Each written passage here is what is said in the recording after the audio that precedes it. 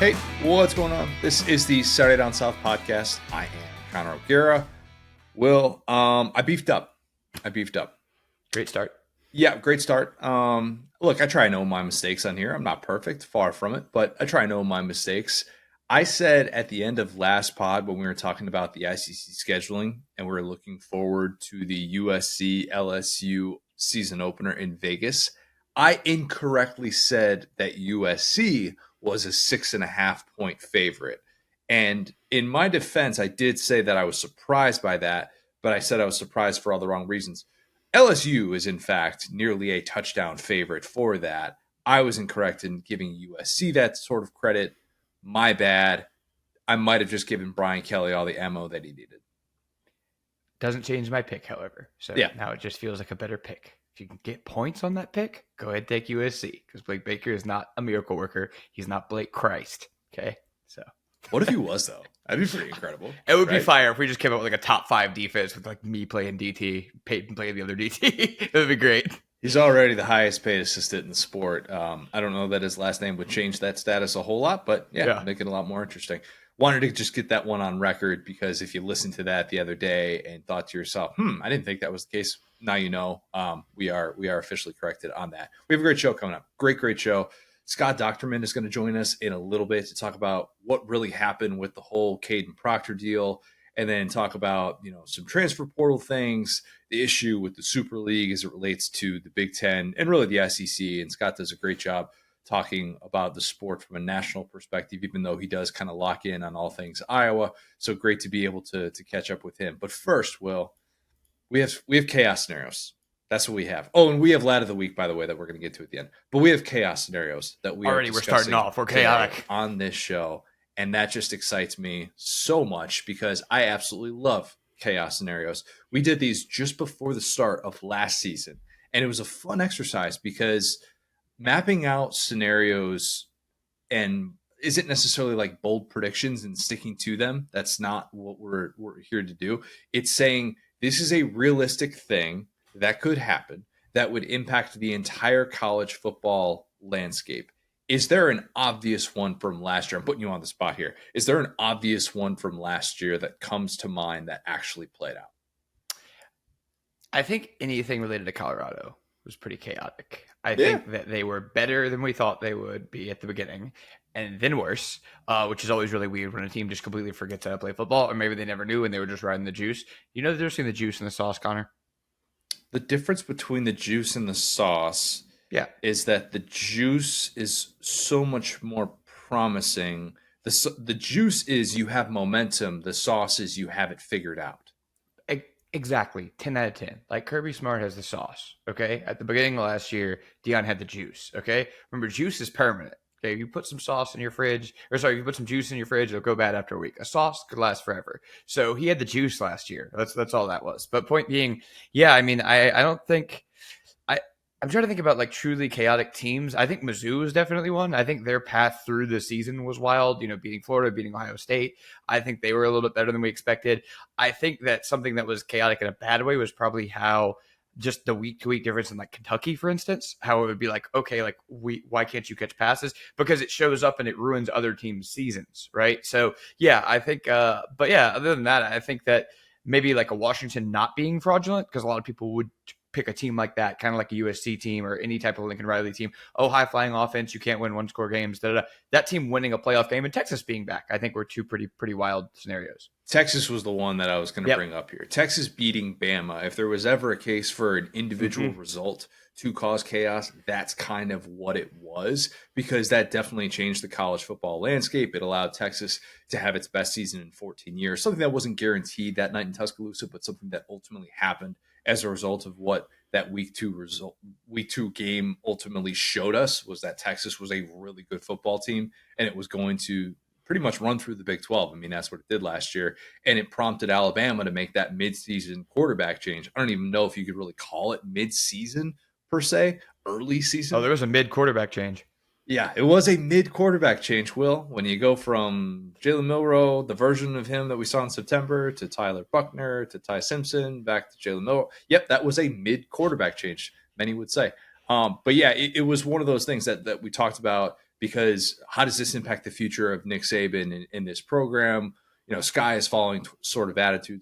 Another chaos scenario that unfolded was Jimbo Fisher getting fired, paying $76 million for a coach not to work when the previous buyout ever agreed upon for a fired head coach was $21.5 million to Gus Malzahn. Yeah, that's chaos. That now sets a new standard for what buyouts are in this sport.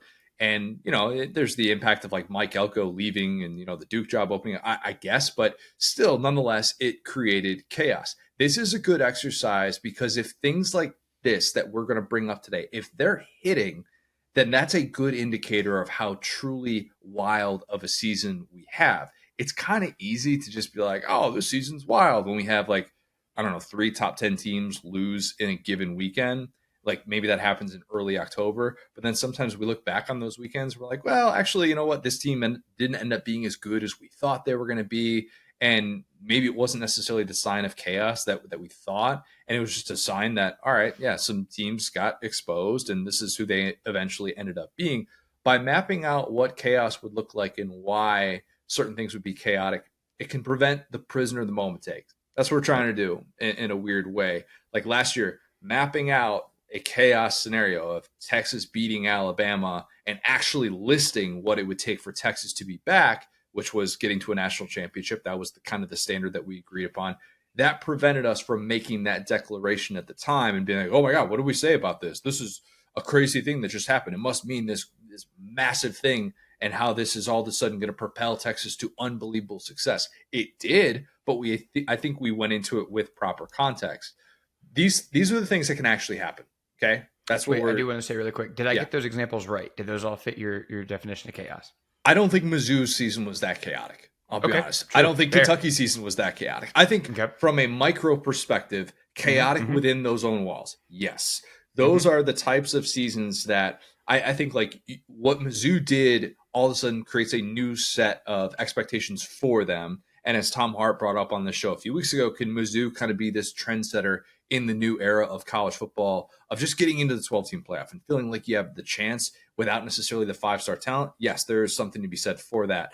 But like Kentucky, the chaos that was created was more so from within of, oh, you spent this much on NIL, you did this, you spent on this coordinator, you did this here.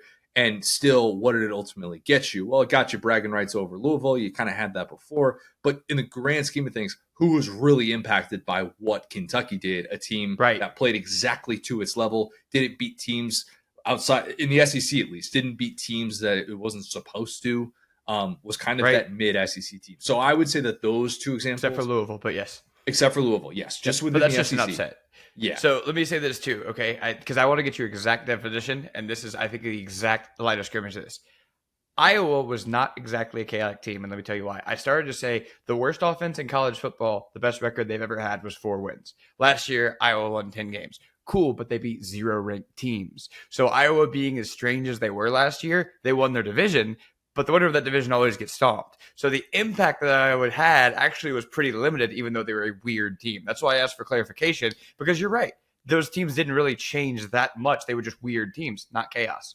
I think you were describing a sickos committee team. Yes. Sickos committee team is not necessarily a chaos team. It could be chaos to watch someone within a given Saturday, which the sickos committee has done a great job of outlining on Twitter. But to be a true agent of chaos, you have to have things that are impacted in a variety of ways that get national eyeballs, that have like if Iowa shut down Michigan in the Big Ten championship game, boom, they're a chaos team. But because they didn't, they're just a team lost to Tennessee, basically. Correct. Yes.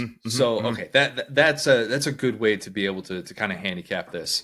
Like chaos would be a group of 5 team winning a national championship. Yep.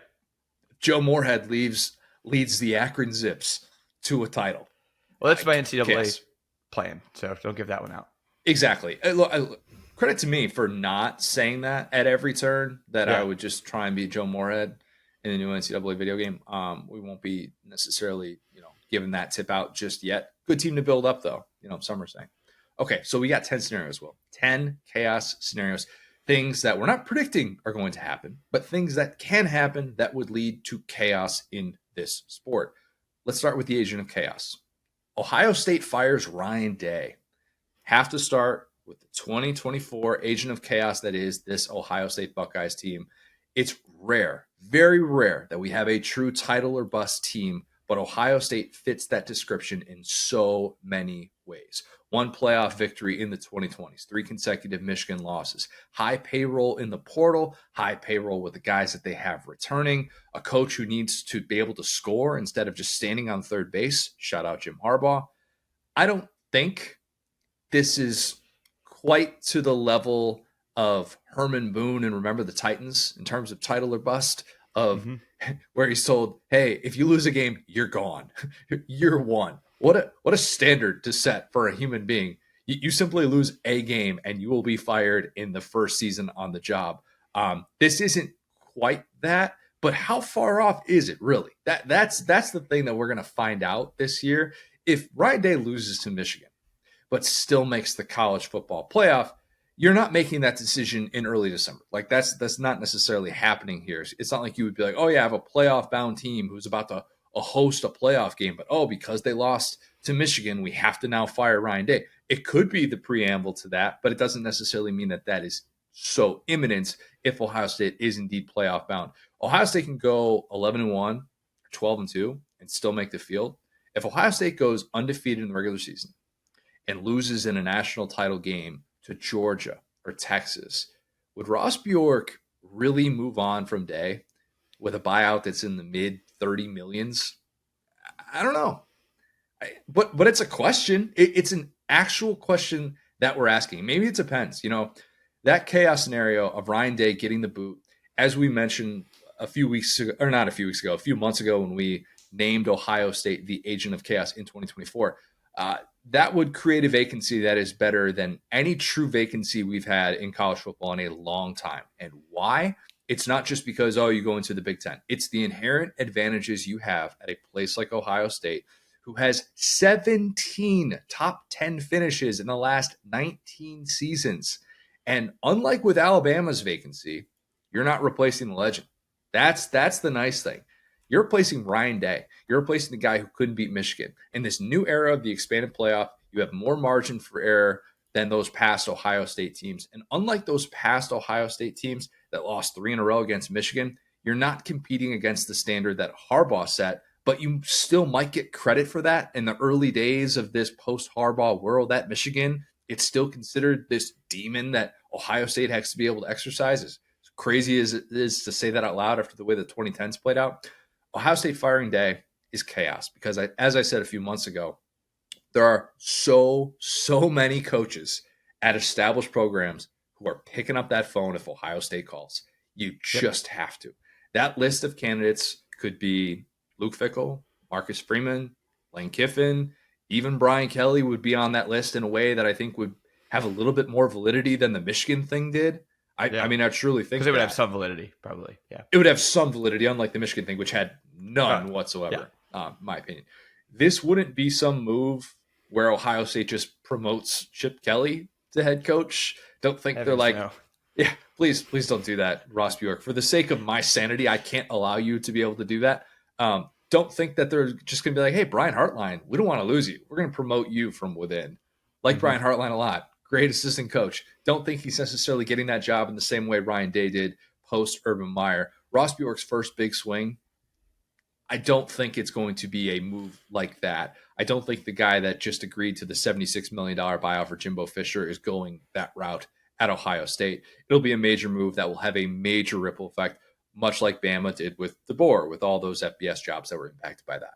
I just want to say really quick on that, just to put a bow on this. I think it's this simple.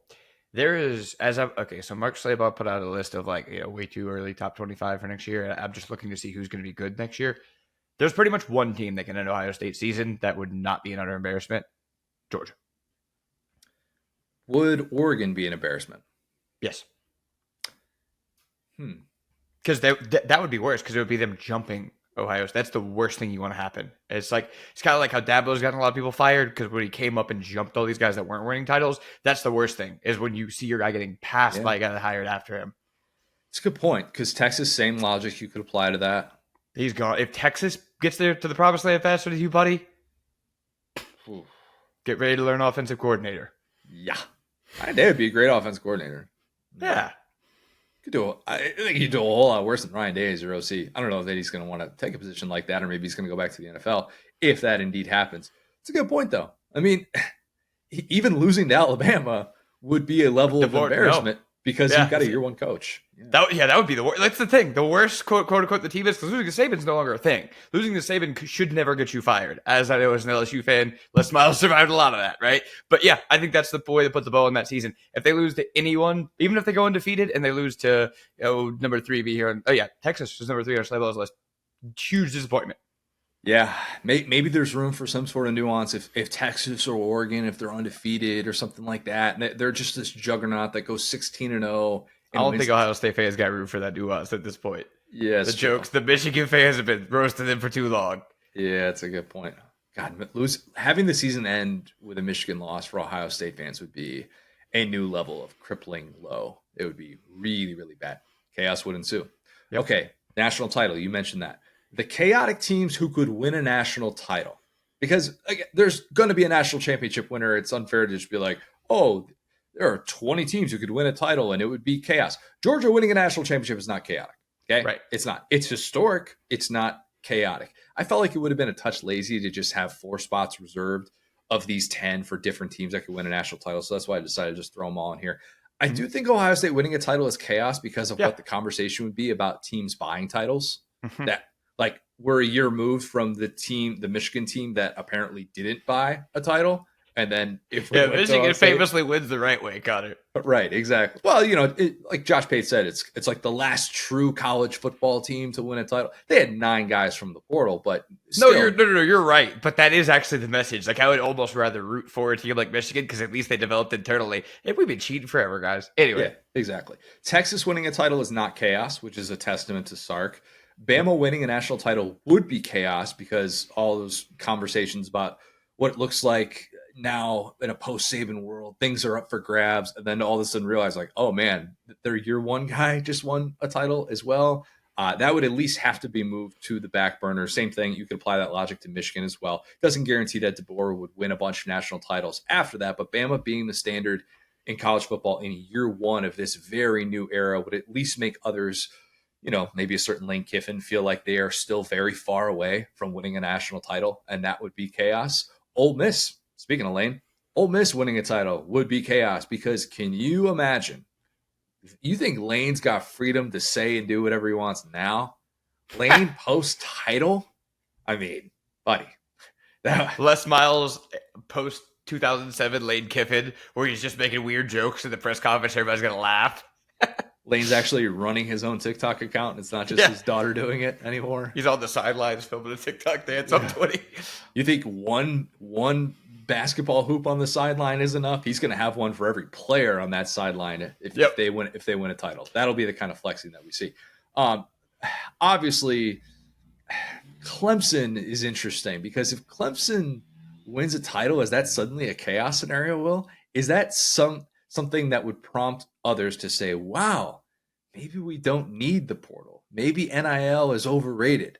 I don't think that would be the overarching takeaway from a Clemson national championship, but it would at least get those think pieces going. And maybe you would see some coaches at the top go, you know what? We just saw Clemson do it in kind of a unique way. It's a copycat world that we're living in. Maybe there would be some resistance to that, and it would be kind of anti-transfer portal if Clemson were to win a title. I'm not holding my breath on that, even though, like, at the same time, what are we really talking about here? It's a team that's 40-1. That's chaos. A team that's 40-1 to win a title in this sport, it just does not happen very often. And I think that in itself is chaos, kind of regardless of what the transfer portal says. But those are kind of the realistic, in the conversation, chaos teams. It's like Oregon winning a national title, chaotic. You join a new conference. I get it. They've never won one. I think that's pretty.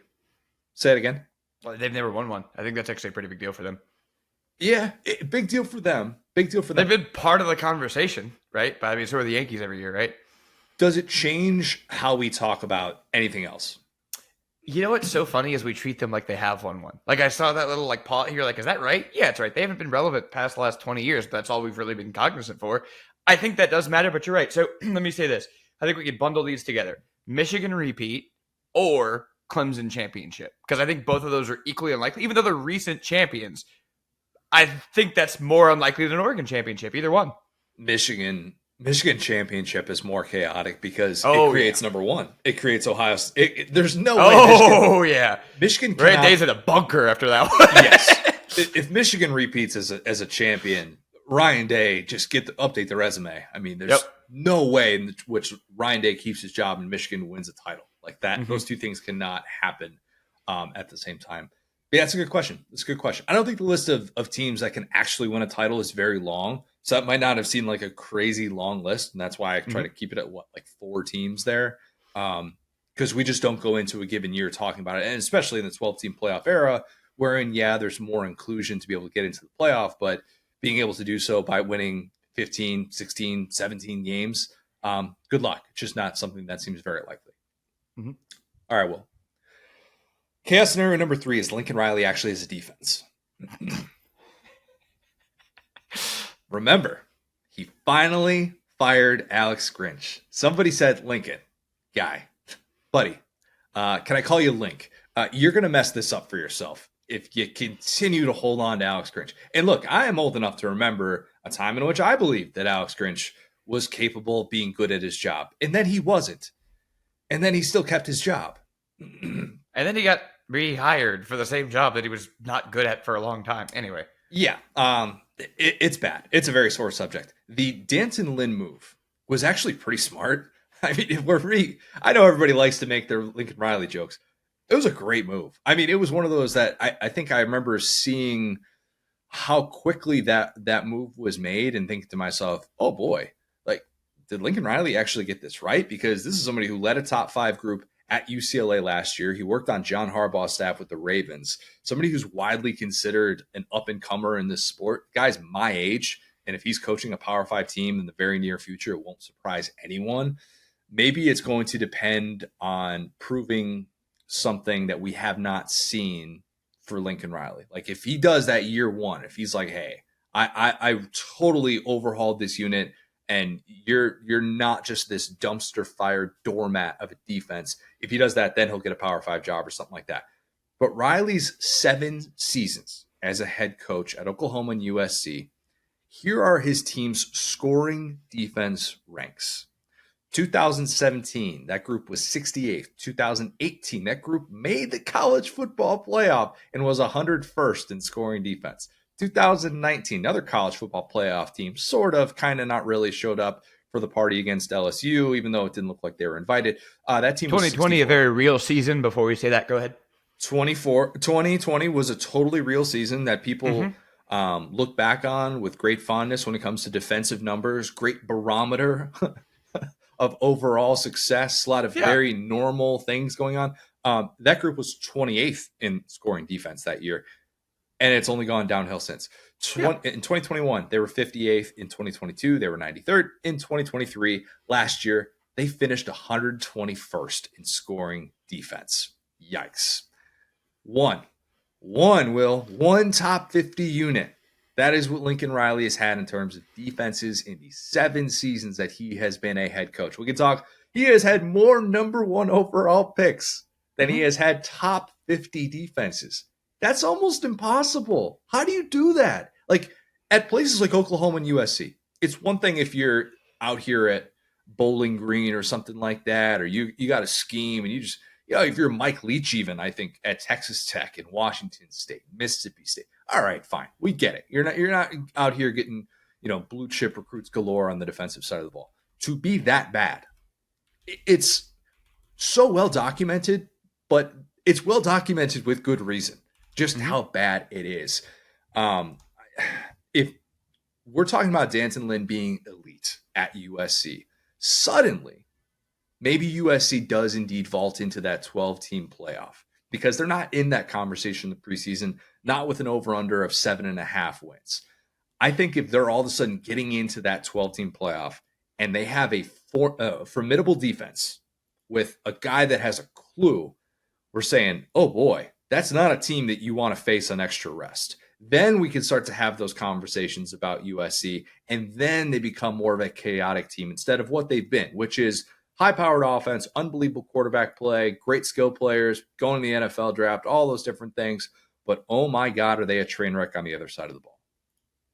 Yeah, I'm already counting the first 3 seasons that Mike Leach had at Texas Tech. He had 2 top 50 defenses. So there you go. And he's a Leach disciple. So yeah. So I just wanted to be clear, because you're right. It would make a lot of sense if that were the case. It's even more impressive than that. And some of these seasons on Sports Reference, they don't even keep the rankings. So I just skipped like 5 of them. So yeah, it's actually really impressive what they've done to not have a defense every year. And, including the 2020 very real season where Alex Grinch figured out how to be a coach.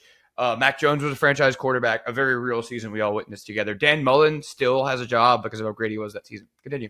Friend of the program. Easy now. All right. I'm just saying, if everyone wants to say the season's real, hire him. Let's go. Probably not happening just yet. Not just yet. Another chaos scenario, Will. Mm-hmm. A 2-loss team wins a national title. Doesn't seem that chaotic. Seems pretty likely, actually. Shout out to 2007 LSU. Still the only 2-loss national champ in the BCS playoff era. If you're a purist, this is chaos. If you're a purist, you would hate this kind of chaos in the first year of the 12-team playoff era. It would be, oh boy, here we go. A 2-loss team winning a title would fire up all of the I wish the regular season still meant something takes. That would happen.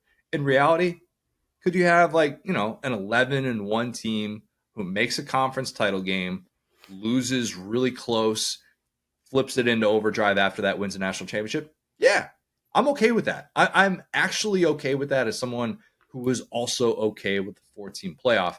I think we all kind of assume that a team with multiple losses winning a title will be a Georgia, an Ohio State, a Bama, a team that just doesn't really put it together during the regular season, but then a team with crazy amounts of talent, with extra rest, with great coaching. You kind of look at them and go, oh yeah, they're the type of team that could just go on a run like that and beat anyone in a given day. That's the type of team that even the purist is saying this would be bad for the sport. But there are other chaos scenarios with multi-loss teams winning it all. If a 3-loss team gets into the field, something we saw happen on occasion during the New Year's 6 era, the purists will root against them big time. Picture something like 2018 Florida or 2019 Wisconsin. Lost 3 pre-playoff games. Well, it didn't go to the playoff. 3 pre-bowl season games. Did not win their respective conference and still got New Year's 6 bowl invites. The chaos that would happen would be those teams winning a title and then setting the very I'm going to call it dreaded. Yes, it would be a dreaded precedent to set. If all of a sudden you have teams that are like, maybe we should sit out our star players in a rivalry game because we know we got the conference championship coming, and then we know we got the college football playoff.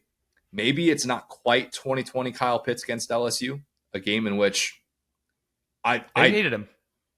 They did, and you know what? We don't talk about this enough. We talk about the thrown shoe because why wouldn't we? It was a thrown shoe into the fog. Yep. We don't talk about how if Florida could do that over, Kyle Pitts plays that football game. Yep. Like there is zero doubt in my mind whatsoever. And they were definitely trying to be able to kind of conserve him.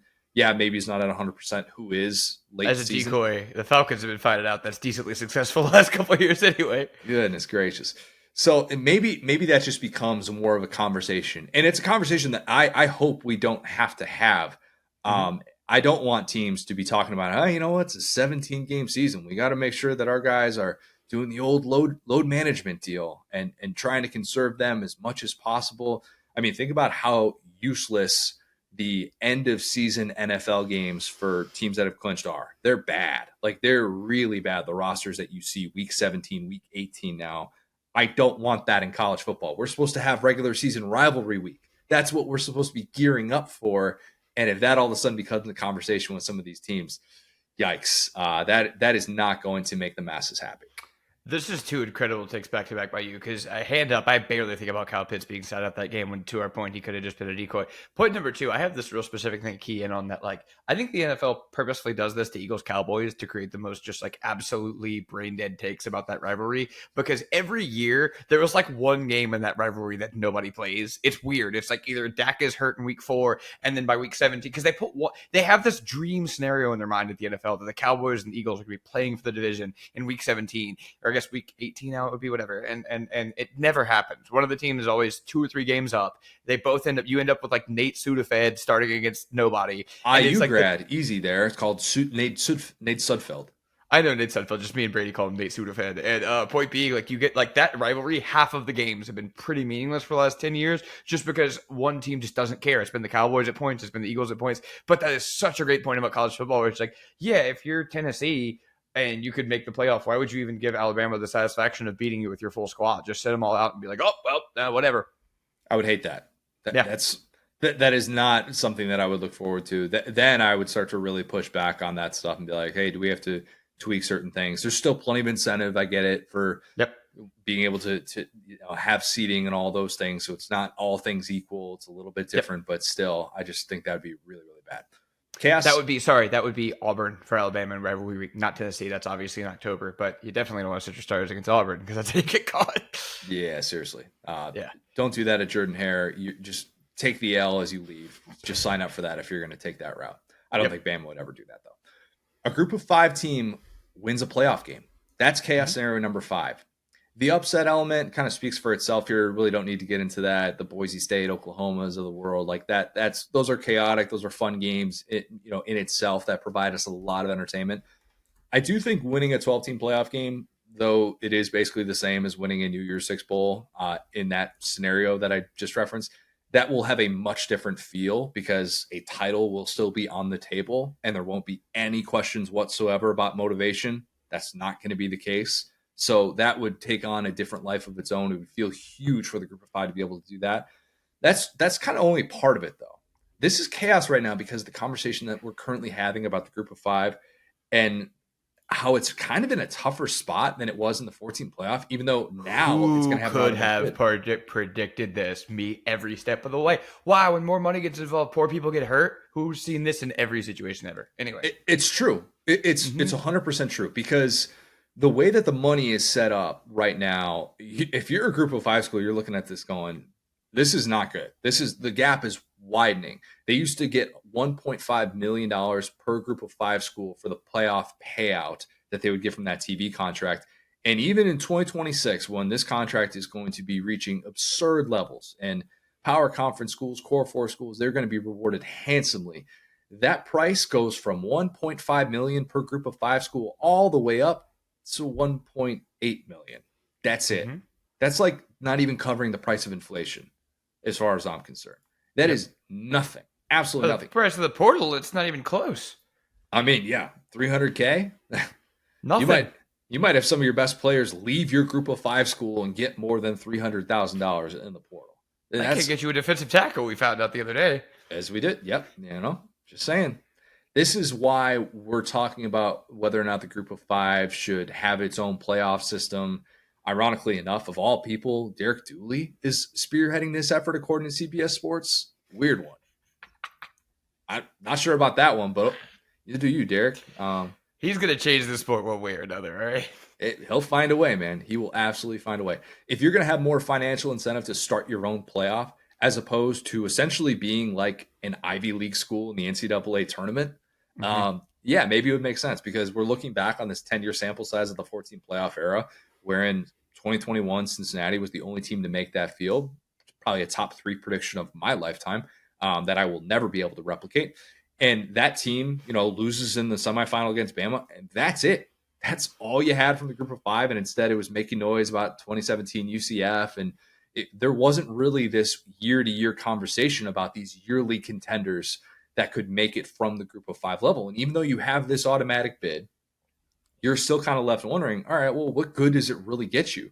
In some ways, are you even getting further away if you can't win a playoff game? But if you win a playoff game, all of a sudden, maybe we're like, hey, They demand more respect. They're going to demand more money. They're more of a player than they've been made out to be during the 14 playoff era. They just needed to be able to get a chance. I wouldn't bank on that happening and becoming a yearly thing. But in this first year, this is an important thing for them to be able to establish. Like, it'll be an all hands on deck sort of deal for whatever group of 5 representative is in this 12-team playoff. But the problem is that you talked earlier about Mark Schlabach's preseason, the post-spring top 25. Mm-hmm. Count how many group of 5 teams are in there, Will. Not Zip. A lot, buddy. Zip. Yep. None. Yep.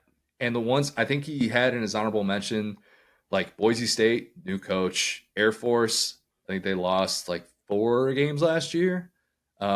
There are not those elite group of 5 programs coming into the season, which, as we knew with 2021 Cincinnati, that's kind of an important part of this entire thing. Like, even a USF team that we've talked about that, like my guy Brad Crawford's got him going to the 12-team playoff. Like, their regular season over-under's 7.5 wins. Like, it's Boise State is, I think, 9.5. I mean, there are just not a whole lot of those schools that you're like, yeah, 11-1 feels imminent. Maybe that conversation will change, but for the non-Notre Dame, non-core 4 programs, it looks like it's going to be a really, really uphill climb for them to be able to create this chaos scenario in 2024. I just want to say, too, you hit on something really important, too, which is that, okay, so many of these narratives change, right? I mean, we're really talking about, 2 teams ever that missed that 14? No, 1 team was UCF, because since he made it, right? There were 2 teams, quote-unquote, worthy, and we blew up the whole system for those couple of teams or whatever. And really, again, it was rich people masquerading as poor people trying to advocate for the poor people, as it always goes. Again, I follow politics. This is not new to me. A lot of y'all got fooled. It's fine. So all those teams that were desirable, right? Cincinnati, UCF, all BYU, all of these teams got eaten by the Big 12. Yep. Okay. So the concept of we're helping the little guy, not really. Cincinnati is, again, a over multi-100-year-old football, or not multi-100, but over 100-year-old football program. Houston is a historic. These are not these cute little new schools that are moving up. Those schools are getting screwed more than ever, just to let you know. They're down stuck in the MAC and playing on whatever, no shot at the playoff. And you go through exactly what you just said. Boise State, well, they can't hold on to a coach after Peterson left. You're talking about Mendenhall, Harsin. I got a new guy now, right? So as appealing as it is, it's really just a stepping stone job, and they're stuck. Liberty, good luck getting them into a conference. They're kind of in a weird situation, right? I mean, honestly, the ACC already kind of has a team like that with Jerry Falwell Jr. Clemson, so pretty hard to say that they wouldn't give them a bid with enough money, right? But they might still be there for other reasons. Tulane just lost Willie Fritz, so all these cute little stories. Oh my God, Tulane beat USC. Nope, their coach is gone. Okay, boom, App State, they can't hold on to coaches either. You know what I'm saying? Again, like Memphis, their best coach went to FSU. Not that this is a new thing. I understand this has always happened. But it didn't fix anything, and it made it worse because as you go up and down these, I mean, JMU is not going to replicate that season. They lost their quarterback, lost their coach. This didn't fix anything. It just made the gap bigger from like low, quote unquote, P5. There's no 5 anymore, core 4, whatever, to this to under. And then we talk about potentially the Big Ten and the SEC, as we talked about ad nauseum, potentially splitting off again. So that would really be 3 divisions. It would be the 2 at the top, the remaining corpse of the P5, and then everyone else under them just fighting for scraps. So yeah, I mean, these exciting teams might just be a thing of the past. It's sad because we had so many of them last year. We had a good Liberty team last year. We had JMU, which was new and doing that whole waiver thing. And I think that storyline's gone, and it might be gone from history just because the amount of resources against these guys. To your point, they're all going to hit the portal. The coach is going to get fired. It's going to be like UCF, where they knew that their coach was gone to Nebraska before they even played their bowl game. Gap is widening. Yep. And it doesn't really, I don't know that one team breaking through and winning that one game will feel like. Boise State's already done it. Yeah. Multiple times. They could beat FSU too. Yeah. Oregon, boom, boom, boom. So yeah, point being, like, winning games doesn't matter. It's about how much money you have. Now it's true. Yeah. Now it's really, really true. There's no scrappy group of 5 school anymore. Anyway. Yeah, if you could somehow have 2 group of 5 teams in the college football playoff, the 12-team field, which I doubt that'll happen, and one of those teams wins, maybe that gets the ball rolling, and we have these conversations about whether or not that should change. But again, as long as that money gap continues to widen. Until they beat Ohio State and the Big Ten segregates again. I'm serious. Then why would they play that team? Why would they have the incentive to play that team? They go, I'm out of here. I'm not dealing with this. Yeah, I mean, I'm saying if that happens in the playoff. Right. No, I know. Me too. I'm saying if a group of 5 team beats Ohio State, then they go, okay, let's rush this Big Ten thing. Let's get out of here. Because why would they stay? Yeah. Yeah, fair enough. Fair enough. All right, another chaos scenario. Quinn Ewers getting hurt again. That's chaos. Mm-hmm. From a micro standpoint, the chaos is obvious. You understand that. With all due respect to previous Texas backups who filled in for an injured Quinn Ewers, Hudson Card, Malik Murphy, now doing things at Duke, there will be more eyeballs on Texas's 2024 backup. Guy goes by the name of Arch. You might have heard of him. No matter how Arch Manning looks, him replacing an injured Ewers would be chaos because of all the things that we had mentioned with him to get to this point. Would I bet on Quinn Ewers starting every game of 2024? No, I probably wouldn't, which is why I think he's an especially bad value with the Heisman Trophy race. Not that he can't win it, but I don't really like that, especially for guys who are going to miss any sort of time, which history has said, okay, he's going to miss a game or two. But this is someone who, again, has missed multiple starts in his first 2 seasons as Texas's starter, and he's not exactly beefing up to 230 pounds. From a macro standpoint, that chaos is also obvious. Texas is behind Georgia and Ohio State in the preseason national championship odds, 7.5 to 1. Okay, they're number 3 in those odds right now. You're probably starting the national championship conversation with those 3 programs. Another injury to Ewers, depending on the timing of it, could have a massive, massive impact. What if Texas gets to the SEC championship, but Ewers gets hurt, season-ending injury the previous week against A&M or something, and then Arch is swallowed whole by the Georgia defense in Atlanta? Then we get to revisit the debate that we had with Florida State last year. Oh, hey, we haven't seen the backup quarterback look the part. You're a different team with your backup quarterback in the game. I'm sure that's how that would go. I mean, maybe it would, maybe it wouldn't. Like if Arch, it wouldn't, because the eyeballs would want Arch Manning more than they wanted insert name here for FSU. Agreed. Yeah. Probably. But that discussion creates chaos, right? Yeah, for sure. I love that. I could close my eyes and picture the Danny Cannell tweet the second that Quinn Ewers would go down from an 11-1 Texas team or something like that. Florida State fans, y'all would have a gripe. Y'all would have a legit gripe if that played out that way, especially in the 12-team era where, obviously there's a little bit more wiggle room. You can sneak some of these teams into the field in ways that you couldn't last year when ultimately Florida State got screwed. If we haven't seen him look the part, Arch Manning, which I think he will. I praised him for how he looked in the spring game, coming off of what's been a really impressive spring camp, according to his head coach. If that's the case, though, we do get chaos. And discourse with the playoff discussion is going to be all over the place because of the teams that are going to be involved. But that will create a fun set of circumstances. Very specific example that would be, but Ewers getting hurt would be impactful, very impactful for the landscape of college football. Maybe an injury to Ewers would end Texas's title hopes and Sark misses some all-important window. I'm more of a believer in Sark. I don't think that will play out that way, but who knows? Like maybe a few years from now, we're having a conversation about Mike Norvell at Florida State if they can't get back to that level. And many will wonder, man, did Florida State's window actually close when Jordan Travis got hurt?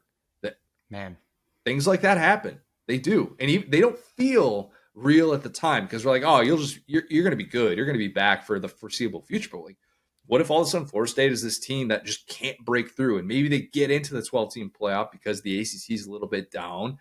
And all of a sudden we're like, man, they're just like, they're in that next tier, that tier 2, tier 3 of title contenders. You just don't know with these things. Maybe that happens for Texas in the event of a Quinn Ewers injury this year.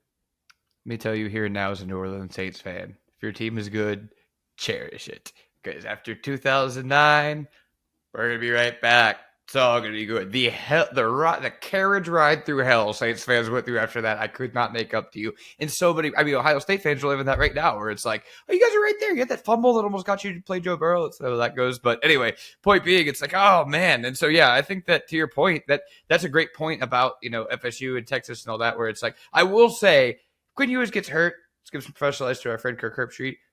Please don't tweet. Whatever you tweet is going to go south because it's going to end up in a whole conversation, just like last time. But point being, yeah, I think that it just goes to show all this stuff is so subjective. And to everyone's point, yeah, I like seeing Arch Manning is definitely a chaos scenario, however it happens, right? If he, let's say, starts to struggle, let's say that Arch Manning starts to, not that would happen, right? But just saying that would be a chaos scenario.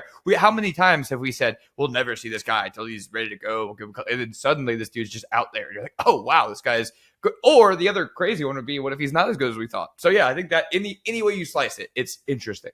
Yeah, the chaos scenario that could unfold as well, that I think would be a little bit more 2017 Georgia-ish, is Quinn goes down, Arch steps in, Arch is really, really good. Quinn comes back. If he's healthy, you're like, can you go away from Arch? Like, the team is playing even better. Right. The old Dak Prescott. That was the best example of that guy. This guy will never play an NFL snap. Why'd they draft him? Whoa. 2014 into 2015 Ohio State. The way that played out with Cardale Jones, and Cardale ends up being the starter in the 2015 opener as well. Like, you just don't know, man. You just don't know, even with a guy that obviously comes in as decorated as it gets into this season. All right, chaos scenario number 7. I know you're going to have a couple of thoughts on this one. Billy Napier gets fired. Obviously, the opening at Florida, that kind of speaks for itself. Now that the facility upgrades are there, I think you see all the reasons why that vacancy would be extremely attractive. Worth mentioning that Florida's 2 poachings from power conference programs, it was getting Spurrier to leave Duke for his alma mater to be able to rebuild it after the NCAA violations, all that stuff. And then Dan Mullen leaving Mississippi State for a place that he had already helped win national titles at as an assistant. So not exactly, I think Florida State honestly has had better poachings, if that's how we're going to call it, than Florida has with that job. I don't think this vacancy will have quite the ripple effect that an Ohio State would if that job were to open up, even with a potential new AD, which is what I believe would happen if Napier is indeed fired. I think Scott Strickland will also be fired if that's the case this year. But that all kind of, say what you will about that. The reason that this makes the cut and why this has chaos implications galore is DJ Lagway. If Florida is all of a sudden trying to hold on to DJ Lagway in a post-Billy Napier world, the tampering that will ensue will be epic. I mean, I don't care if he doesn't start a game this year. I don't care if the sample size is, 30, 40 passes that he throws, and a lot of which are in garbage time, and the package for him that we're talking about actually isn't quite as beefed up as some may think going into this year. That market will be there. Trust me when I say that. Last year, we were talking about, at this time, how if Sark didn't meet expectations in 2023, maybe we would see him get fired and maybe Arch would be one and done at Texas. And the market that would have created, that obviously didn't end up happening. Florida fans, you're well aware. If you lose Billy, if Billy is indeed fired year 3 and the schedule eats him up, if this happens, I'm not saying it will, but if it does, the odds of losing DJ Lagway, those skyrocket, especially for a kid who, continued to have people try and poach him during the spring when he was already at Florida. That's there. If he has a true open window without a head coach, that will take on a new life. It will be chaos in the portal galore. The numbers that'll be thrown out there will be bananas. I mean, remember, Florida didn't even refute the Jaden Rashada numbers. Okay, as Edgar Thompson said on this very show, this wasn't like something that Florida came out and said, no, that's actually not the way that it played out, blah, blah, blah. If Lagway is available, you're going to hear some wild things, absolutely wild things. It would be one of the most coveted portal guys ever if that happened. Is it also chaos if Lagway steps into a starting role in a year that ends with Billy keeping his job?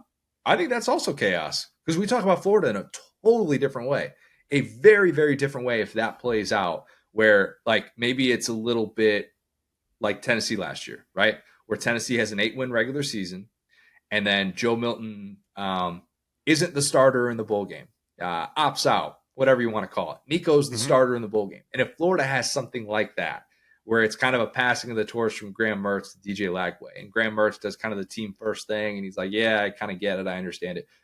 If that happens like that, that's still chaos, because all of a sudden the entire trajectory of Florida is different than what we're talking about right now. It just is. If Florida goes 8-4 against that schedule this year, the way that we're talking about it right now, with a win total that is currently at 4.5, paying out -150 over on FanDuel, that's an entirely different chapter for Billy Napier. It just is. We have to talk about Florida as a contender and what Billy Napier can realistically do now that he's kind of back on track. If that happens, we would be discussing what the gap looks like with Georgia, which we're not discussing right now because the Gators should be more worried about ending the streak against Kentucky than trying to hang with the premier program in the sport. Just gonna throw it to me on that. All right, man. Anyway, so yeah, the streak used to be the other way too. Yeah, I mean, to me, you're right. It's like, okay. It again, surprising and chaos. That's why I said let's dial into the word chaos, because it wouldn't be that surprising if Billy lost his job to the schedule. Like, you won't see me on here outraged. You won't see Connor on here outraged if Billy Napier gets fired this year, because we talked about how bad the schedule is and how unfair the schedule is for a coach that's in a improve year. That being said, you're totally right. The Lagway piece of this is so fascinating. Might be their president. I don't know how you say. Is it Ben Sass? Is that his name? Ben Sass coming over from Nebraska. Yeah. He might just call him up. Hey, we're firing Billy Napier. Also, you've won a 2-week paid vacation to Antarctica, buddy. You got to leave your phone here. Hold on. Or like, I don't know what they're going to have to do to keep him on the boat. It's, hey, you're following Travis Scott concert. All the shows you can't have your cell phone. All right. Like, whatever they got to do to get creative to where nobody tampers with him. That's the key, right? Because he obviously bought into this system with Billy Napier, who has shown he can get quarterbacks moving. And part of that is Florida losing kind of their head of player staff to Texas A&M. That helped Lagway come over. So some are saying the writing is on the wall there. Florida fans are saying, like, I was never any good. Got it. So point being, I'm very interested to see where the season goes, because Florida's a chaos team, period. How about this? Let me ask you a question. What would be more chaotic? Billy Napier getting fired or Billy Napier keeping his job? It's a good question, Will. Because if he keeps his job, now suddenly they got a 5-star quarterback and they can be very good the following year. I think, honestly, him keeping his job. Yeah. So there you go. Him keeping his job is more chaotic. Again, there's a difference between what's more chaotic versus what's more likely. But that means they beat good teams and screw up other teams' season. So I think instead of Billy Napier gets fired, it's just Florida, ? Because whatever happens is going to be chaos. Yeah, it really will. And why is it always chaos with Florida? Why is it always? Nobody can ever just fade off peacefully into the night. I guess Muschamp was the last coach to fade off peacefully into the night, but McElwain faked death threats. Yeah, Mullen just kind of, I realized I defended Mullen a minute ago, saying in front of the program, but kind of lost his mind for a minute there. I think he would admit that. Yeah, it just doesn't necessarily line up that way. It is always just chaos with a Florida coach on the way out. Look, we might be so entrenched into it's impossible for Billy Napier to survive this schedule take that we just have to do the 180 at this point. Yeah. I mean, yeah, it might be the more. I mean, it would be an all-time coaching job if they beat 2 or 3 ranked teams, because they got that many on their schedule, and they derail LSU's season and these other teams' season, and then we're gonna extend Billy Napier. I think that would be nuts, because that's now a team that you're scared of, because they've had their backs against the wall and proven what they're made of. So yeah, I think that would be crazy. Chaos scenario number 8, Will. Mm-hmm. Traditional powers have a breakthrough victory. And you could apply that. That's kind of a general thing. I try and make these as specific to 2024 as possible. That's kind of just an automatic spot. But I gave some current context for this. I'm referring to Miami, Nebraska, Notre Dame, and USC. They are the eligible teams for this discussion. I wouldn't put Texas in here. I wouldn't put Tennessee in here. I think they've done enough to be able to kind of get themselves out of that. The standard for a breakthrough victory is 2023 Texas beating Alabama, 2022 Tennessee beating Bama. In non-Bama victories, 2017 Miami beating Notre Dame, A-Rod and J-Lo, happier times up there in the boot and the suite, just going crazy, having the time of their lives. Miami's on fire. The U is back. Great moment. Mark Richt, GOAT. Yes, some are saying Apex Mountain, that was for him. That you can't. ACC Network host Mark Richt, King. Yeah. We'll get Rick on at some point. Love him. Yeah. Haven't necessarily dug into that as much. But we'll get Mark Richt on the show at some point coming up here. Yes, Will. All those teams are eligible for this because the context of their breakthrough victories, it's troubling. It's bad. I looked up some stats. I had to do some digging. This is the part that took me the most time to be able to find because it was just fascinating. If I'm being 100% honest, USC has 0 AP top 10 wins in the 2020s. Last one was against Utah 2019. Last win against an AP top 5 team was the Penn State Rose Bowl at the end of 2016. Not great. There's worse on this list. Notre Dame, 3-23 against AP top 5 teams since 1999, and matchups of top 10 teams in the playoff era. That's when Notre Dame was a top 10 team, and the team that they were facing was a top 10 team. Notre Dame is 2-11, and one of those wins was the COVID Clemson win without Trevor Lawrence, all that, and then the other was in September against a Stanford team that would lose 4 games, 2018. That was all Brian Kelly's fault, though. Surely Marcus Freeman's done way better in those games, right? Oh, no, he's lost all of them, too. Okay. He beat a top 5 team, Clemson. So, yep, he's got that. There you go. Yeah. I mean, that's why I include the 1999 thing. So that's not just an all Brian Kelly stat, because you get into the Charlie Weiss era. You get into Ty Willingham stuff. I mean, it's systemic, very much. Miami had the aforementioned Notre Dame win. U was back in 2017. I will never forget sitting in my parents' old house watching that with my dad. It was like the first time I've ever watched college football with my dad, because he used to work on Saturdays nonstop. That's a different story for a different time. That game was wild, absolutely wild. Since that game, Miami has lost 8 consecutive games against AP top 10 teams, including 2 to close that season. They lost 3 overall then that season because Pat Narduzzi called his shot at halftime of that regular season Black Friday game. And then they still lost the 2 games after that loss to Pitt. Not great for Mark Richt. Not only is that Miami's lone win against an AP top 10 team in the playoff era, but think about this. In the 17 seasons that Miami has had in the post-Larry Coker era, Miami's only other wins against an AP top 10 team, 2009 against number 8 Oklahoma, who eventually went 8-5. That's it. That's bad. I almost made this a Miami in the ACC stat, but they had a couple of really nice wins in 2005, so it didn't play as well. So I figured out, just 17 years, that's still a pretty healthy sample size to talk about that. Okay, Nebraska, Will. This is bad. This is real bad. My Nebraska friends who might be listening to this, earmuff this now. You've lived a very tough life. I don't mean to just throw these random stats out there to hurt you, but you just need everybody else to know this, okay? Nebraska's last win against an AP top 5 team came in 2001. Yeah, 2001. Lost 13 in a row in top 5 against top 5 teams since then. But here's the much sadder stat. Nebraska beat playoff-bound Michigan State, who was number 6 at the time. That happened in 2015. A game that some might have called, hey, breakout game, breakthrough game, if you will. Came for a Nebraska team that only went to a bowl game because it had good APR scores, 5-win team. Wouldn't take that, Big Ten. Y'all said Nebraska didn't qualify. Now look at you. Boom. How you like that? Since that night, not only is Nebraska 0-13 against AP top 10 teams, but against all AP top 25 foes. Nebraska is 1-25, with the lone win coming, wait for it, in September of 2016 against an Oregon team that went on to go 4-8. Yeah, bad, real bad. So the breakthrough, when someone puts Nebraska in their preseason top 25, Will, at this point, yeah. At this point, fires me up. I don't have enough time to be able to get into all of that and why that is just so ludicrous for a team that has struggled against even decent competition. We won't discuss that today. There is zero doubt, though, that if that happens, and if one of those teams gets that breakthrough victory against a top 5 team, a top 10 team, whoever it is, the takes that will fly afterwards. College football is just better when those teams are good. They all will say that, and I will sit here and just dry heave and just say, oh, so college football just hasn't been good the last 20 years. Nice of you to rejoin us. Congratulations on consuming this sport once again, that your traditional power won a game of significance.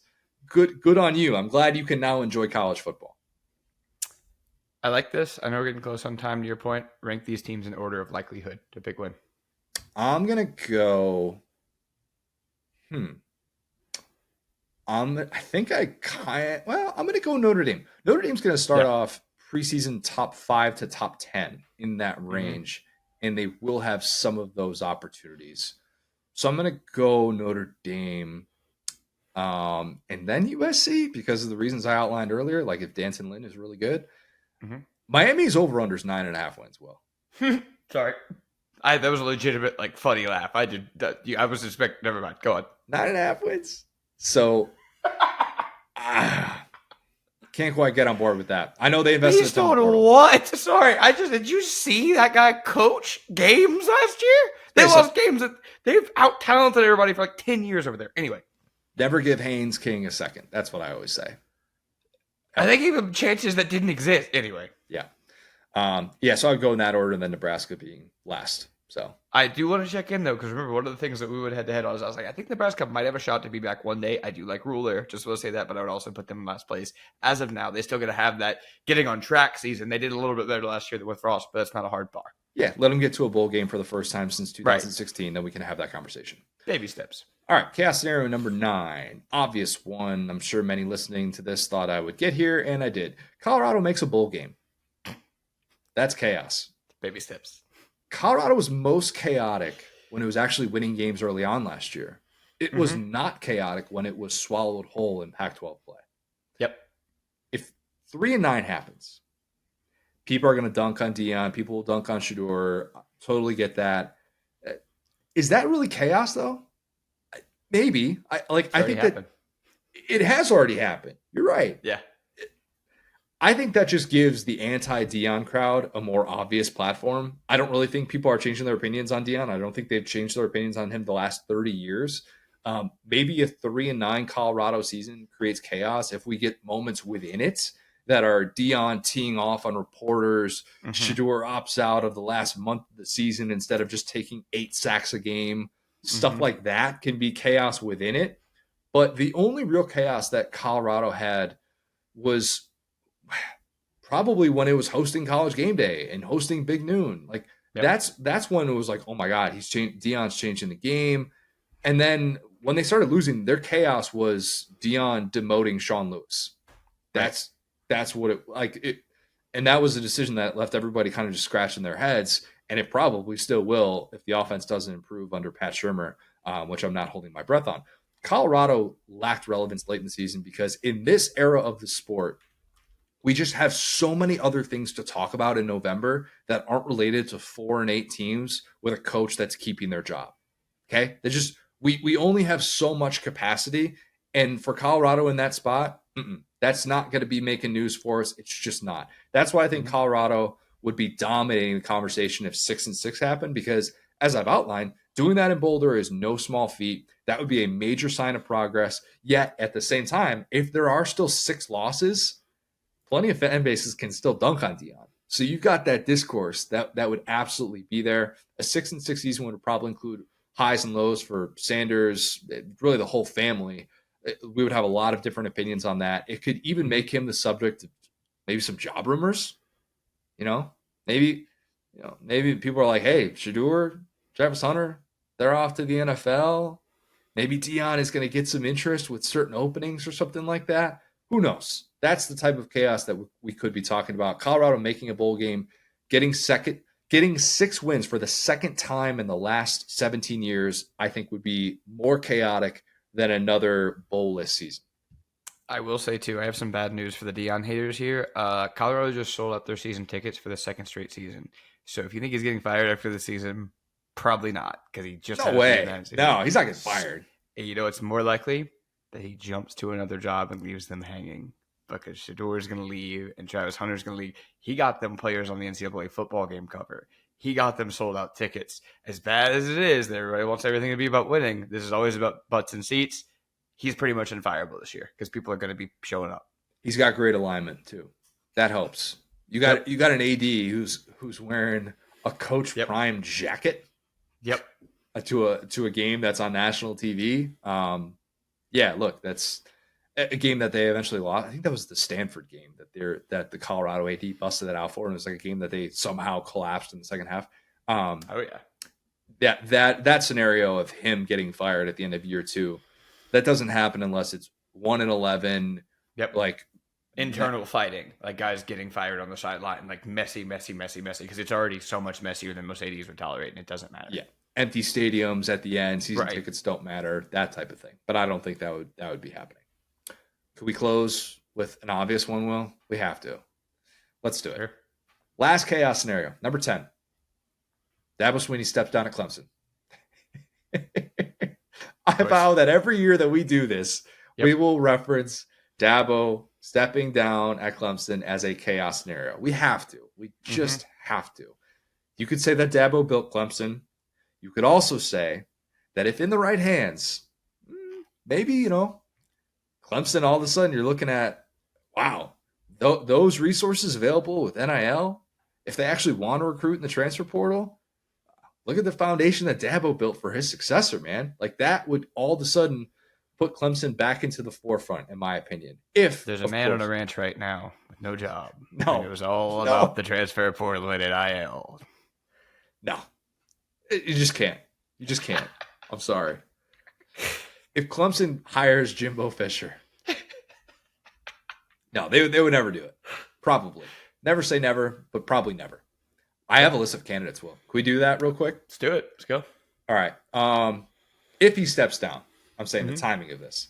Yeah. Eli Drinkwitz spent 4 years in the Carolinas at App State, NC State, has embraced NIL, has embraced the portal, all those different things. If Mizzou has a 12-team playoff type season, would be a good person to call. Jeff Brom. Not sure that he would leave his alma mater, but if some of those NIL checks aren't cashing, just saying, throwing that possibility out there. You never know. Things can fizzle out in a hurry. Glenn Schumann, a guy we've talked about a lot, out with the 50-something guy, in with the mid-30s guy who looks like he's kind of next up in the sport, would make a lot of sense. Yep. I thought you were going to say he looks like he's in his mid-50s. My bad. Oh, no. I won't do my guy dirty like that. Yeah. Just looks like a standard 34-year-old. Yeah. Dave Doran. Maybe not the sexiest hire, but very respected within the ACC, would be one of those that, like how Mark Stoops was being talked about with the Texas A&M job for some people. Like, oh, yeah, like that would provide a lot of stability. Kind of a weird move, but would provide a lot of stability. And then Lance Leipold. No geographical ties, but if you can win at Kansas and if you can win at Wisconsin Whitewater, you can win anywhere. That's what I always say.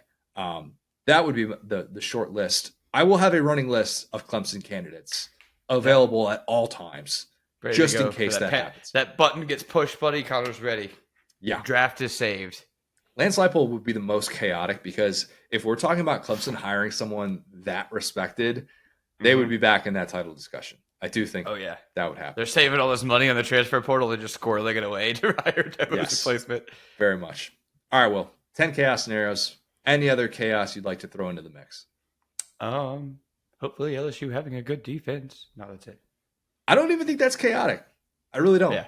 Brian Kelly winning a national championship kind of just makes... That would be chaotic this year. It would be a little shades of 98 Tennessee, right? Yeah. I mean, Jaden in that scenario is Peyton. Garrett Nussmeier is T. Martin. Yeah, sure. Okay. Good coach finally breaks through and kind of quiets the doubt. Yeah, I can see that comp. A little bit different, but I can see that comp. That's actually not bad at all. Okay, chaos scenarios. Fun to do. We'll track those. See how many we actually kind of hit on. Not predictions. Again, not predictions, but things that we want. Possibilities. Possibilities are endless, Will. All right, let's kick to Scott Dochterman. Scott covers Iowa, like I said, but really great insight nationally for The Athletic and some of the things that he writes and talks about, which is why I wanted to be able to dig into some of those things with him. So here's Scott. Now excited to be joined by a very special guest. It is The Athletic's Scott Dochterman. Scott, I've got a lot that I want to get to with you, but first, got to talk about someone who was a household name at Iowa, but is no longer there. Someone who was talked about in a way that I'm not sure we've seen at the college level in recent memory. You saw all of this unfold. Scott, how excited do we get to be as Bears fans now that Torrey Taylor has come to Chicago? Oh, awesome. I was wondering where you're going to go with this, but I think he's the right guy, and even in the right round. I know there was a lot of people saying fourth round for a punter, that's really rich, but I'll tell you this: after watching Iowa's offense all these years, he was as instrumental in 4 major victories as any player on the field. I go back to when they were in the top 10 and then in the top 5, and they won a game against Penn State. It was a 3-4 game. And they won a 9-10 game against Iowa State. And he was unreal because he was able to park the ball and then it scooted out of bounds at the 3-yard line. And then, the opponent, Penn State, of course, had a backup quarterback in that game and couldn't do anything. The notorious 7-3 win against South Dakota State, where they had 2 safeties. He parked both punts inside the 10-yard line, one at the 1, and that helped Iowa win. And then this year against Wisconsin. So he's punted in all kinds of crazy weather, as you can imagine: bad wind, cold, extreme cold in Minnesota, below zero, snow, whatever. So that won't phase him with the wind off the lake. So I think overall he's going to be a real asset. And I always looked at him as he gave Iowa's defense a first down because of the way he kicked. And when you're looking at, punting, and instead of the team getting the ball at the 27, they're getting it at the 13 or the 12. That's an extra first down the offense has to go through. And then, and Iowa's defense was good enough to capitalize on it. And I think the Bears are heading in that direction. So yes, I think it's a big move for the Bears. One of my best buddies and he went to Iowa and he's a Bears fan. And the day that he was drafted, he texts like in our group chat, the custom jersey that he ordered, like literally that day. Iowa and Bears fans love punting maybe as much as human beings love anything. So it just kind of felt right. That kind of tells you all you need to know, though. Like, as somebody that's probably watched just so many punts. I don't know if there was a player with a higher approval rating in all of college football than Tory Taylor. Yeah, for sure. And his personality matches. He's from Australia.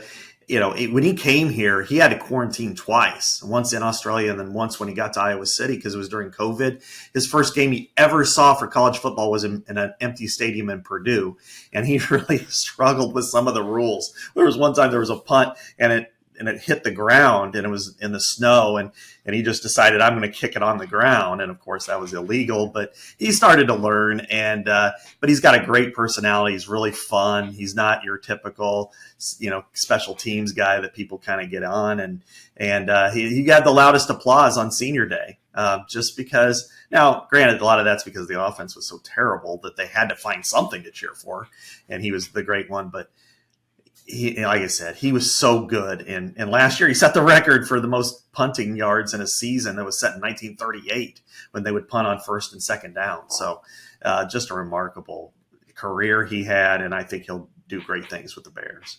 I thought about it like Caitlin Clark, Tory Taylor, and Brian Ferentz's replacement walk into Brothers in Iowa City. Who gets the loudest uproar? Wow. That's a great question. I would probably go with Caitlin just a little bit more, but she would kind of try to sneak in the back door. Yeah. Tory Taylor would walk in, they're playing Disco Inferno. Yeah, exactly. Exactly. I know you're sick of talking about him, but from your vantage point, what did you make of this entire Brian Ferentz thing and the way that this situation played out? Because to me, the second that it became public that there was this drive to 325, it was over. Like, it was done from there. There was no way he was going to be able to succeed there. And it was just a punching bag matter of time from that point. But what did you take from watching all this play out? I thought that if I were him, and I had a couple of ADs in the Big Ten tell me this, they're like, why didn't he resign a couple of years ago? He knew where this was going. It was putting a lot of pressure on his dad. It was, and he's a really smart football guy. That is true.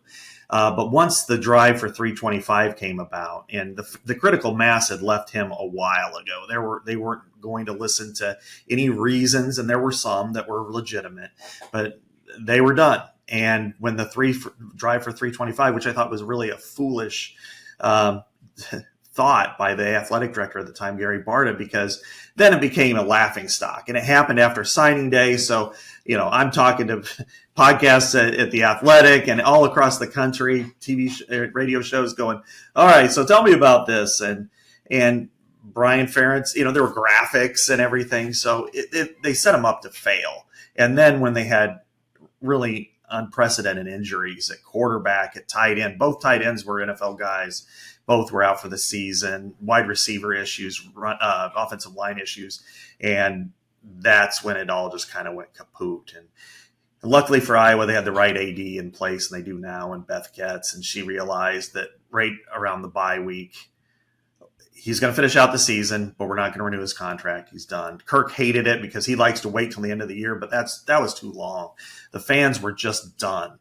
And I think it diffused everything here. Even though the offense was still the same bad offense for the last month, it wasn't like this anger and uproar. It was like, okay, this is going to be over soon. We'll just get through it. And then they ended up winning the division, and I know it was a bad division, and I know the teams weren't very good that they played, but somebody had to win those games. And they're winning those games with an average of 15 points, which shows you how good the defense was that led the country in yards per play allowed and had 200 more snaps than number 2, which was Penn State. So that's just pretty remarkable. But, with Brian, it was, I think Peter Principle is the way we want to look at this now. Outstanding offensive line coach, not as good of a play caller. And certainly when he got moved to quarterback coach, that was a really foolish move, I thought. In many ways, it felt like watching Iowa was a step back in time. And then this Kadyn Proctor situation is like a glimpse into the future, or at least what people fear the future can be. What happened really with all of this? Because I don't think the craziest thing is that a kid went back and forth between a couple of schools. He did the boomerang transfer, as Philip Dukes would call it. It's that Iowa self-imposed a tampering violation for having contact with him his freshman year at Alabama. You've been breaking news at every point during throughout this entire story, this saga, whatever you want to call it. Take us through kind of the timeline and why this played out the way that it did. There was always this hope from Iowa people, from not only people who knew him, but people inside the program that Kadyn Proctor would come back, because they had a great relationship with him throughout his recruitment. He'd been on campus more than 30 times as an unofficial visitor, going all the way back to his 8th grade year. So he started to wane late after he committed in June, the same day USC and UCLA committed to the Big Ten. So that made for a challenging day for me. But then he started to wane. The offense wasn't very good. And then I think he saw stars, and he gets, I would say he's kind of a follower, and that's maybe his personality.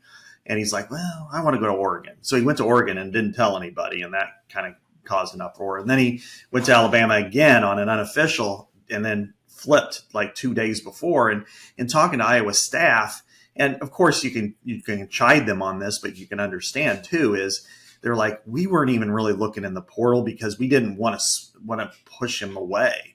We wanted to show him, look, you're our guy. We've got you. You are going to start as a freshman here. So we're not even going to entertain other guys. So they let a week or so in the portal go by, and then he flips, and then they're like, oh, crap. And then they grabbed a D2 guy that didn't play. That's what ended up happening.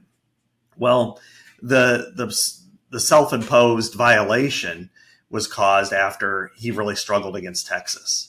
And that was a bad day. And then I think it was Mike Farrell, well known in the industry, that sent out something on Twitter just to say, hey, all these Iowa fans are probably excited to see him struggle. And then Tyler Barnes was like, no, we're rooting for him. We like him, because they did develop a really good relationship with him. It hurt them, wounded them. In fact, they're like, we got to impose a 24-hour rule on us for these types of recruiting losses. And then he sent him just kind of a text, and it was really a innocuous text like, hey, keep your head up. We got, you're going to be great. Don't worry about it.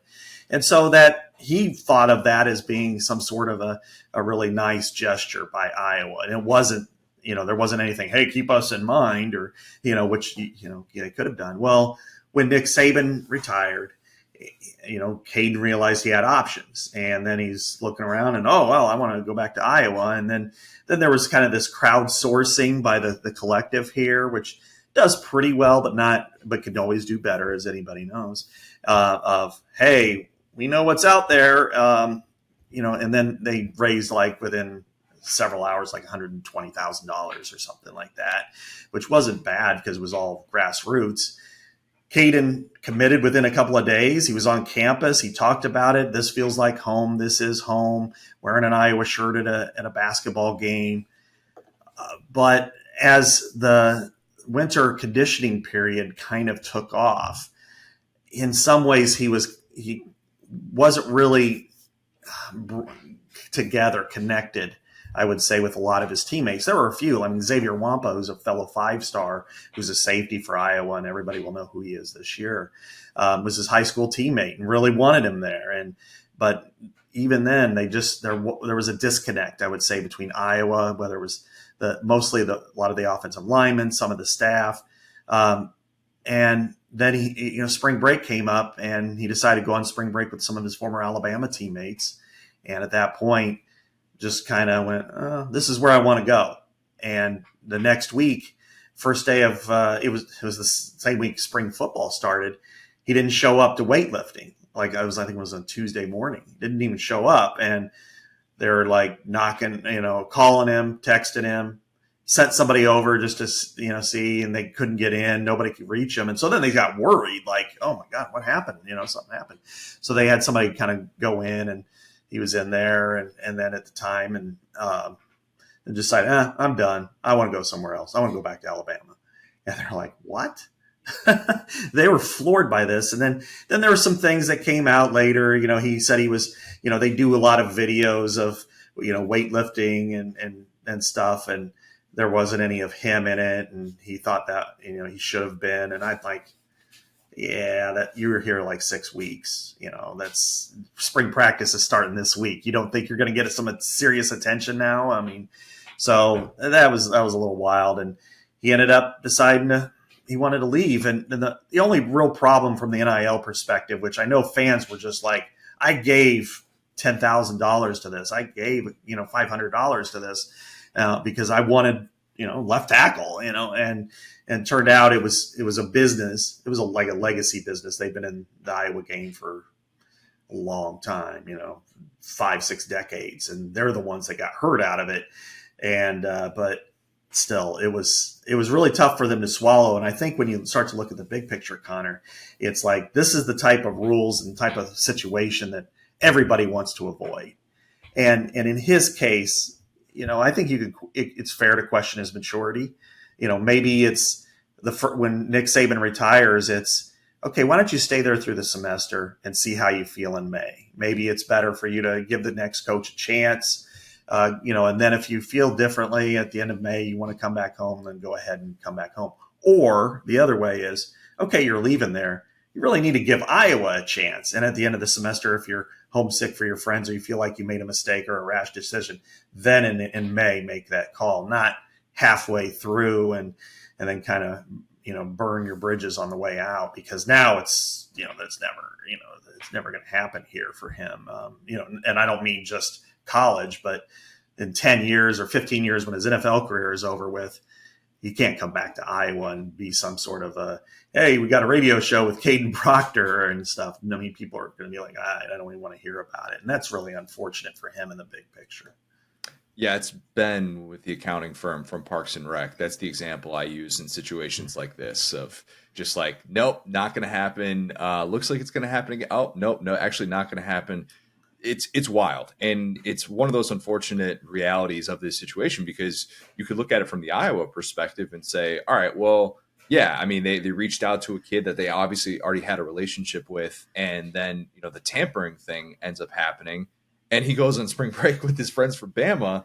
And you mean to tell me that that's not considered tampering? And that's why tampering itself is just such a silly premise that the NCAA thinks it can actually enforce. Mm-hmm. And it's just that's when I side with coaches when they say this is truly the Wild West, because there's just nothing stopping Bama from doing what it did. And every team wishes that they could have that type of pull. Did you get the sense that Bama significantly sweetened the deal for him to be able to come back? No, because Iowa had always had a pretty good deal for him. Right. I mean, even in high school, he had a car that got taken away after he flipped. But, there was a major car dealership in Des Moines area that provided that for him. So I don't see, I don't see anything of major use there or problem there. I just think that it's somebody that kind of mentally went back and forth and maybe felt like he made a mistake, and then he decided he didn't, and wanted to go back, and it was indecision. It was, I would say, immaturity, and ultimately, I think that might have been the problem there. I don't think Alabama really sweetened the deal on this. I think this was just kind of indecision by somebody who maybe needed a little bit more guidance. Iowa was prepared to pay quite a bit and did pay quite a bit for him and was going to throughout. He just had received his first major, bump from the dealership that he had the NIL deal with. But I think, Alabama maybe they're paying more. I don't think so though. I think this was more of a situation where he was kind of uncomfortable. Coming home wasn't exactly the same that he maybe envisioned it, whether he'd come back and there'd be a parade and the prodigal son returns, and it just wasn't quite that way. He didn't receive like a great reception necessarily by a lot of the offensive linemen. But sometimes you got to work your way into that. You can't just expect to walk in the door and be the guy when, they have such a veteran offensive line that you got to kind of work your way in. So I think there was just a disconnect here. Didn't work out very well. And then ultimately he decided to head back to Alabama, which I think for him would be the best move for, stay there 2 more years or whatever, and then enter the NFL draft. Scott, I get the sense that when coaches have their frustrations about the transfer portal, they will use this as this prime example for why regulation needs to happen. I can just close my eyes and picture some sort of PowerPoint with like the Kadyn Proctor storyline playing out, and your stories are just going to be featured in there. I mean, that's probably already happening, is it not? Yeah, it was like that exact same scenario. Like 2 days afterwards, I'm like, I can envision college leaders on Capitol Hill asking for antitrust exemptions because of Kadyn Proctor's situation. That, look, this is what happened, and this bilked people out of their money and their enjoyment here. They thought that they were going to get this NFL caliber left tackle on the line of a Tristan Wirfs from a few years ago, and instead, not even halfway through the semester, I mean, even before spring practice started, he was out the door and had already collected on some money. And it's like, this is why contracts are needed and necessary in sports. And, I talked to Kirk, not necessarily about this specifically, he really wouldn't go there, but just in general. And he kind of think, you almost got to go back to the NLI, National Letter of Intent, which is, if you commit to a program and receive some sort of payment, then there needs to be some sort of contract with that. And, whether a length of time is just simply 1 season or 3 years or whatever, that probably does need to be enforced now, because, a business that was trying to help out him and the Iowa football program got bilked out a lot of money and for nothing. And that's really unfortunate.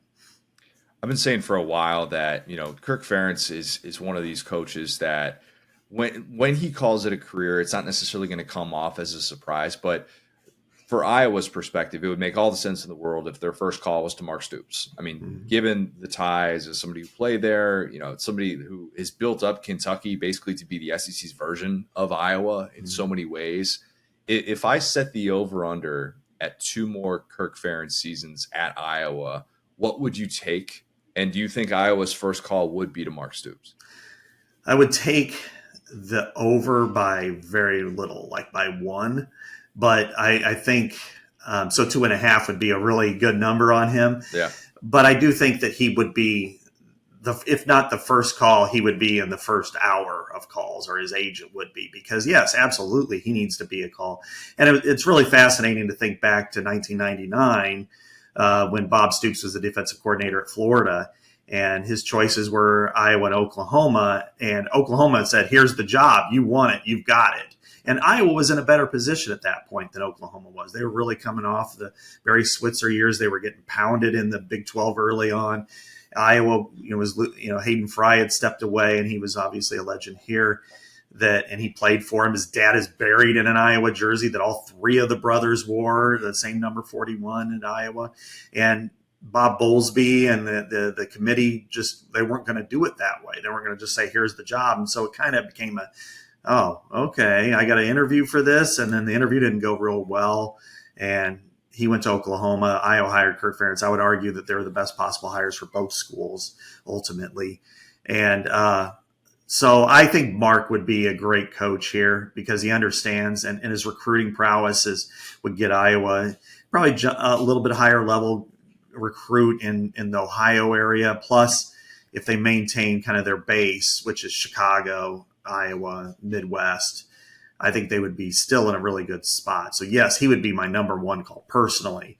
And then there are a few others that I would entertain or consider. Chris Kleiman, who's an Iowa native, Lance Leipold, and then there are others. You never know who's going to rise up in the next 2 years and become the next it guy. Yeah, it's interesting because obviously Kentucky has done everything to give him a contract that, Andy Staples calls all the time. He's like, it's the best contract in college football, especially now that it's at like $9 million base pay and all the incentives and stuff like that. I did a deep dive on why SEC coaches just never get poached. And outside of Jeff Brom, really in the Big Ten doesn't really get coaches poached. The money and just this improved path to the playoff that the Big Ten and SEC have, it's just never been more beneficial to be able to coach in those conferences. And it's kind of amazing to think about the Big Ten having such little playoff success during that time in which these TV contracts boomed, and the Big Ten was obviously a great benefactor of that. But until Michigan broke through, you're kind of like, when is this championship contender going to come outside of Ohio State? My question now is, in a post-Harbaugh world for Michigan, for the Big Ten, is the Big Ten looking at two national title contenders with Oregon and Ohio State? Like, is that where we should set the bar at on a yearly basis? Not necessarily just this year, but moving forward. I think there's a handful that are capable, but I also think that they ultimately are still behind the SEC in winning the whole race. They're going to have several good teams. They're going to have 3 to 4 playoff, participants / contenders every year, but winning the whole race, I think Michigan's going to take a step back a little bit and just naturally have to expect that. I think Washington may take a significant step back because of they lost 10 or 11 draft picks. They had more than 20 players enter the portal, close to 30 players enter the portal. And sure, they brought a lot from Arizona, but that's Arizona. So I think USC is capable of reaching that high ground. I think Oregon is capable of it. Penn State needs to. It's just been that kind of hovering team for a long time. It wins 10 games, mostly 9 games, 10 games, but never wins the big one. It has to in order to reach that level. I think Ohio State's the only real sure bet. Again, just because they recruit at the highest level. And as we know, when you go through the playoff, you're going to go against elite athletes. And we're in the old BCS era, I would say an Iowa or Wisconsin or a Michigan State might have a shot in a one-game winner-take-all. But as you get these extra rounds, you're playing teams, whether it's an LSU, an Alabama, a Georgia, maybe a Florida State, and when their players don't opt out, and Clemson, other teams, Ohio State again. You're going to be playing these teams that if you might be able to beat one, but can you beat 3? And that's probably not the case when you're an Iowa or Wisconsin, for instance. So I think Oregon and USC have the firepower to get there, but do they have the staying power and do they have the defense perennially to win games over and over and over? I haven't seen it in this era because they didn't do it in the playoff era. Ohio State has, and Ohio State got ripped off once or twice and not getting to the playoff.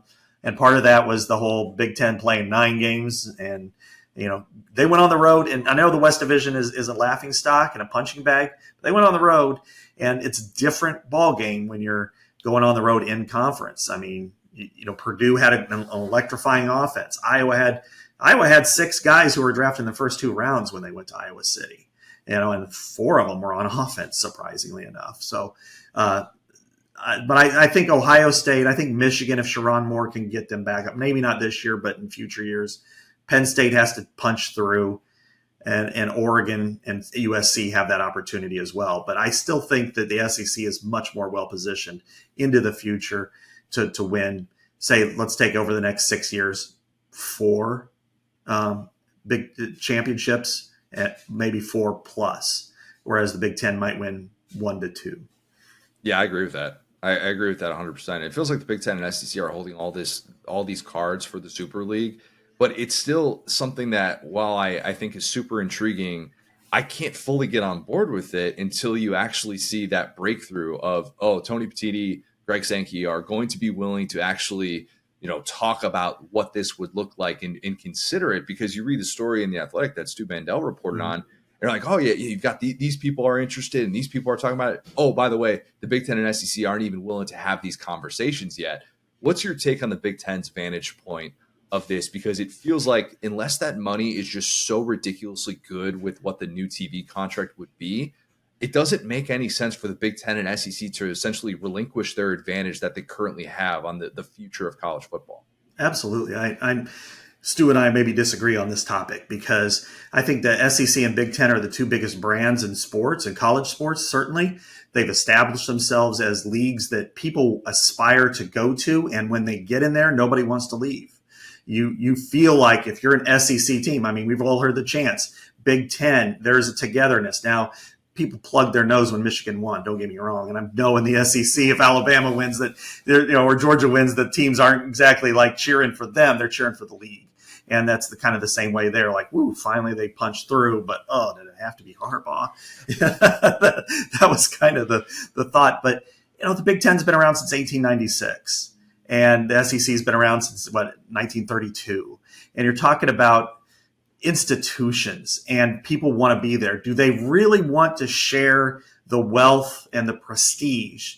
A Georgia with a Wake Forest, or an Iowa with even an Iowa State? No, they want to separate themselves. They want to be who they are. And why would they want to pool everything? I just don't see it happening. I think largely there can be elements of a super league. I could see agreements reached that we no longer play anybody outside of FBS or something to that effect, which I think would be a great thing. Or, maybe a collective mandate if there's a new governance structure of playing, say, you have to play 10 power conference teams per year in regular season play. And I think that'd be a great thing across the board if that was kind of mandated, because then you could start to say, we're going to save some money on these guarantees, which have gotten out of control with some of the group of 5 teams. Instead of paying $2 million to Troy to come to Iowa or wherever, now you can say, well, we're going to play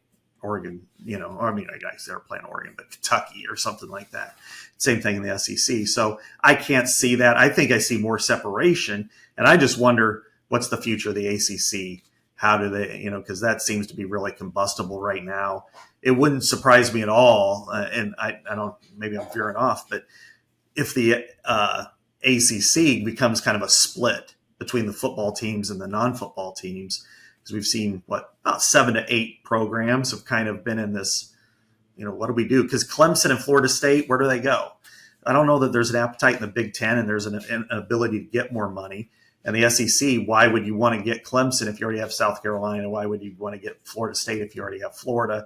What about Miami? North Carolina is the one everybody would fight over, but maybe North Carolina wants to continue to keep those roots. So if you throw those 3 into the same league, along with NC State, Virginia Tech, Virginia, because of the history there, maybe a couple others, a Georgia Tech, and you have an 8-team league, you could probably make the same amount of money the ACC currently makes, and then position yourself better because you're playing better competition year in and year out. And that's what I kind of see is happening there. But I just cannot see the Super League scenario, especially if the house settlement that everybody can afford it. Scott, last one for you. Most important question of the day. We'll end this with an over-under. Over-under 0.5 Bears Super Bowls with Caleb Williams and Torrey Taylor. I'm going over. Over. You got to go 1.5. I'll go over because I think, the sad part is, as a lifelong Bears fan, and you certainly are too, the sad part is they have not had a starting quarterback in a Pro Bowl since 1942. I mean, God. in the Super Bowl era, they've had 2 Pro Bowl quarterbacks. Mitch Trubisky as an alternate and Jim McMahon in 85. I mean, then you got to go back to 63 with Billy Wade as a backup to Johnny Unitas or Bart Starr or somebody. I mean, it's just unbelievable. So yes, I'm all in on Caleb Williams. And this year they're going to be exciting. And then next year might be the year. Let's go. Cheers to that. Hopefully we'll have future conversations wherein we can be talking about, I'll wear a Bear Super Bowl shirt. That's going to be the goal for future interviews. Scott, really, really great stuff, man. Appreciate it. All right. Thanks, Connor. All right. Well, lad of the week. Why don't you start us off, because mine's a little bit more somber. Yeah, I think that lad of the week for me, guy didn't have a great shooting performance, but that his performance on the series itself and the sport itself was definitely felt. Anthony Edwards. People have been talking noise about him since he got drafted. Does he love basketball? He's too goofy. He's not polished enough. Whenever they go up 2 games and they give up 3 straight to Denver, the defending champs, it's like, well, these guys aren't built for it. They're not ready for it. And their leader, and Anthony Edwards, took 2 of the least likable players in the NBA, Cat and Rudy Gobert, put them on his back and said, let's ride. So you got to give him credit for that. Being a young leader, being a young GOAT. He's my favorite player in the NBA, Connor. The MJ comps, I try not let them get to me, but he's fun, man. Yeah. He's so unbelievably fun. And if someone says Tom Crean built up Anthony Edwards, just say, really? Nope. Not going there. That's my unbiased opinion. All right. Yeah, mine is a bit more somber. I wanted to use this space to be able to talk about what happened over the weekend with Auburn running back Brian Battie. If you saw this, or if you didn't see this, he is, as of this recording, in critical condition after he was shot in the head in Sarasota. His brother Tommy was unfortunately killed. Just an awful, awful situation for that family. I know that our guy Brian Stoltz reported that he had been able to move his hands, still unsure about brain functioning, all that. Hugh Freeze tweeted earlier on Monday that he is on a ventilator, had a setback on Sunday night. It's just one of those things that I can't even imagine being that family. And it's well beyond Auburn losing someone who was a valuable player in the return game, someone that provided backfield depth after coming over from USF. That family right now, they need all the support in the world. If you have the means, there's a GoFundMe that's been started to be able to help them out. I don't know what the road is that awaits Brian, but this is someone who had legitimate NFL aspirations in this new era of return men kind of mattering more. You saw that reflected in the NFL draft. That's kind of what his path was looking like it was going to be. But obviously, those dreams are very much on hold, and hoping and praying for the best for him, and hope he's able to make a recovery, and that this is just one of those situations that there will be some good that somehow comes out of this. But just absolutely awful, and hope all is well hope all is going to be well for his family. Yeah, you hate to see something so tragic happen, and it really puts everything in perspective. Where we're talking about coaches' salaries and big wins, and those guys should be so embarrassed. And it's like, it really just shows you what really matters, and even more so. I mean, not to give levels of things, right? But it's like if someone were to have illness, you're there with them, you're figuring it out. But if something that's a random event like this is just so heartbreaking, seeing that on Twitter and being like, this kid has whole life ahead of him, and now he's just fighting to going from this peak athlete to just still be here with us, and just again, like, hearts and prayers go out to him. Yeah, just hoping we get some good news. Hoping we can get some good news on this in the coming hours and the coming days. If you have not, please leave us a 5-star review. Subscribe to our YouTube channel where you can watch every single episode of the Saturday Down South podcast. Follow us on the app that we still call Twitter, at the SDS Pod, at Sat Down South, at CJ O'Gara, at Go So Hard. Thanks, guys. Talk soon.